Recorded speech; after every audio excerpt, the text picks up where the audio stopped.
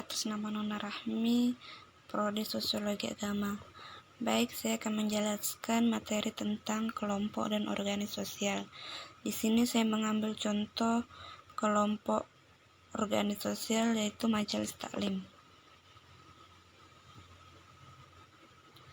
Pengertian Majelis Taklim. Majelis Taklim adalah lembaga pendidikan non-formal yang memberikan pendidikan atau pengajaran terhadap masyarakat, baik menyangkut hubungan manusia dengan Tuhan atau Kholik, maupun hubungan manusia dengan sesama makhluk yang dilakukan secara terorganisir maupun belum terorganisir yang bersifatnya sukarela.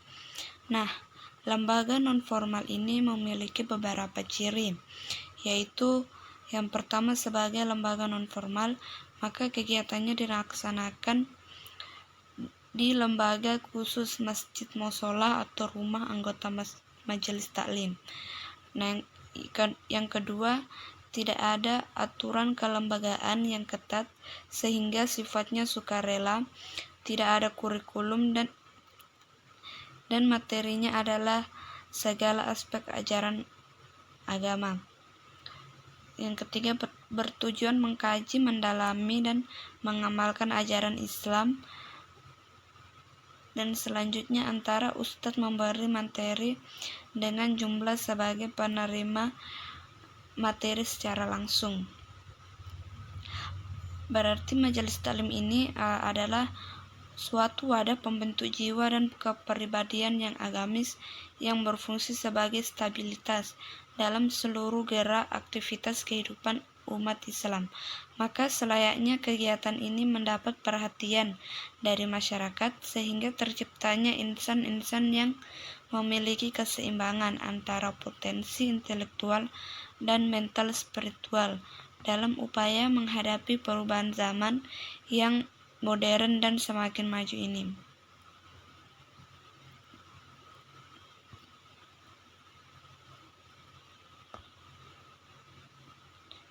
Tujuan majelis taklim. Tujuan majelis taklim ini terdiri dari 4. Yang pertama, membina dan mengembangkan ajaran Islam dalam rangka membentuk masyarakat yang bertakwa kepada Allah Subhanahu wa Ta'ala. Yang kedua, sebagai wadah ketenangan rohaniah, karena penyelenggaraannya ini bersifat santai. Yang ketiga, sebagai tempat bersilaturahmi, di mana sebagai ajang berlangsungnya silaturahmi massa yang dapat menghidupkan ukhuwah Islamiyah. Nah, yang keempat, sebagai media untuk menyampaikan gagasan yang bermanfaat. Majelis taklim ini termasuk sarana dakwah Islamiyah yang secara self-standing dan mengatur melaksanakan berbagai kegiatan berdasarkan musyawarah untuk mufakat demi melancarkan pelaksanaan majelis taklim.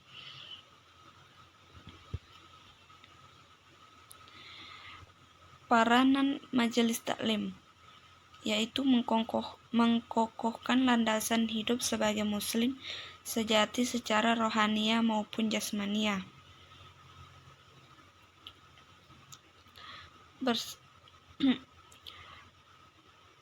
beserta masyarakat untuk memperbaiki dan mengembangkan kualitas dan kemampuan sebagai eksistensi dan peranan serta fungsi majelis taklim berjalan dengan baik. Pertumbuhan majelis taklim ini di kalangan masyarakat menunjukkan kebutuhan anggota masyarakat tersebut yang akan melakukan pendidikan agama. Pada kebutuhan masyarakat ini yang lebih luas, yakni usaha memecahkan masalah untuk kehidupan yang lebih bahagia.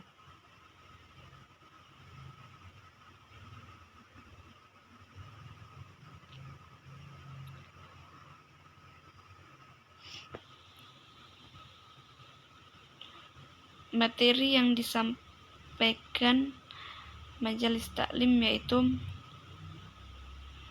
yang pertama, kelompok pengetahuan agama atau materi berkaitan dengan agama. Di bidang ini, kelompok ini meliputi dengan tauhid, Al-Quran, tafsir, hadis, akhlak, fikih, dan torik. Sedangkan secara materi secara umum yang menyangkut dengan kehidupan beragama dan bernegara. Tema yang disampaikan ini adalah yang berkaitan langsung dengan kehidupan masyarakat dan dikaitkan dengan agama. Metode yang disampaikan majelis taklim. Yang pertama, metode ceramah. Metode ceramah ini terdiri dari ceramah umum, yakni pengajar atau ustadz yang bertindak aktif untuk memberikan pengajaran secara jamaah pasif, dan ceramah khusus, yaitu pengajar dan jamaah sama-sama aktif dalam bentuk diskusi. Yang kedua, metode halaqah, yaitu pengajar membacakan kitab tertentu sementara jamaahnya mendengarkannya. Yang ketiga, metode campuran, yaitu melaksanakan semua jenis metode sesuai dengan kebutuhan. Sebagaimana diungkapkan pada ciri-ciri majelis taklim di atas, maka majelis taklim dengan perkembangan sesuai dengan tuntunan zaman saat ini. Misalnya, majelis taklim di kalangan ini sudah terorganisir secara lebih baik pengajarannya, dan bahkan sampai pada rumusan materi pendidikannya sudah dirumuskan. Sejalan dengan perkembangan dan tuntunan masyarakat, maka pola pengembangan dakwah majelis taklim tidak cukup hanya berorientasi kepada tema dakwah yang bersifat menghibur, tetapi juga bersifat memperluas dan meningkatkan kualitas keilmuan. Pendekatan majelis taklim. Pendekatan majelis taklim ini terdapat 3, yaitu secara jihad. Pendekatan secara jihad ini yaitu semangat untuk mencapai prestasi yang bersifat horizontal.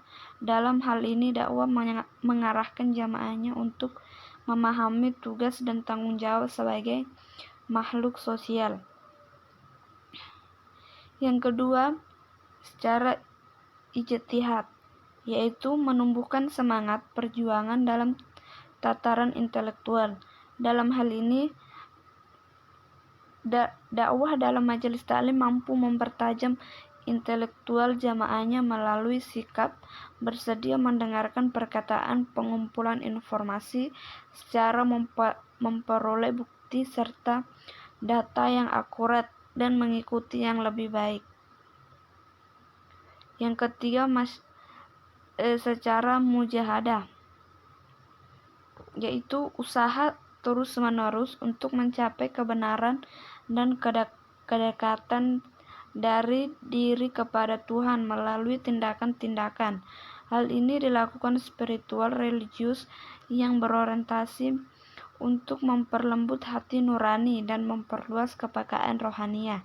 Dalam majelis taklim memberikan bimbingan praktis terhadap jamaah dalam bentuk peribadatan vertikal seperti sholat, zikir, berdoa, witir, dan lain-lain.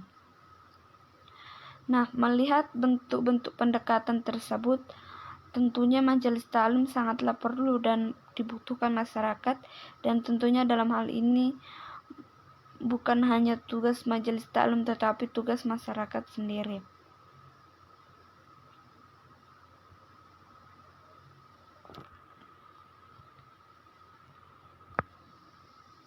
Selain pendekatan majelis taklim di atas, ada pun sistem pendekatan dalam majelis taklim. Yang pertama, pendekatan psikologis. Pendekatan psikologis ini yang menuntun kepada pemahaman terhadap kecenderungan dengan tingkat kemampuan pemahaman serta didik untuk menyerap materi penyajian. Yang kedua, pendekatan sosial kultural. Pendekatan ini mendekati pemimpin majelis majelis untuk membawa suasana kejiwaan peserta didik ke arah sikap komunikatif dan interaktif dengan lingkungan sosial kultural yang positif di sekitarnya sehingga tidak menimbulkan benturan dengan realitas lingkungannya.